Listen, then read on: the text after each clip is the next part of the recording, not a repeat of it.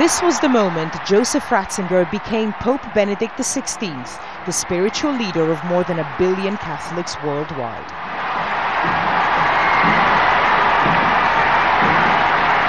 On April 19, 2005, crowds gathered in St. Peter's Square to cheer his elevation, and he could have been in no doubt as to how crucial the timing of his papacy was. He followed in the footsteps of the most popular pope in living memory, John Paul II. The differences in style were obvious from the start, but ideologically the two men were very similar. Joseph Ratzinger was known for his hardline conservatism, and he had been head of the Congregation for the Doctrine of the Faith during Pope John Paul's papacy, which means he had been the driving force behind the doctrine. Benedict XVI was elected Pope when he was 78. That's 20 years older than John Paul II was when he ascended to the papacy. Back in 2005, the cardinals chose Benedict because they wanted a period of continuation and stability. As it happens, he was Pope during one of the most challenging times for the Catholic Church.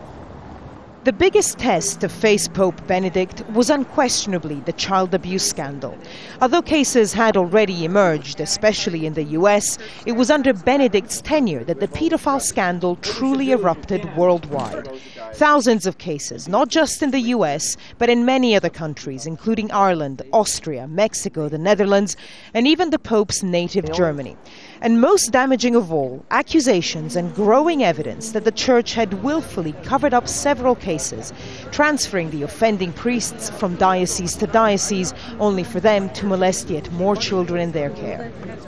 The Vatican's damage limitation exercise was too little, too late to mollify the global outcry.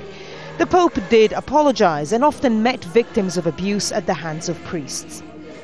Above all, I express my deep sorrow to the innocent victims of these unspeakable crimes, along with my hope that the power of Christ's grace, his sacrifice of reconciliation, will bring deep healing and peace to their lives.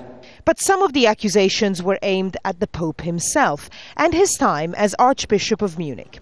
Questions arose over how much he'd known about cases of priest pedophiles reported in his own diocese.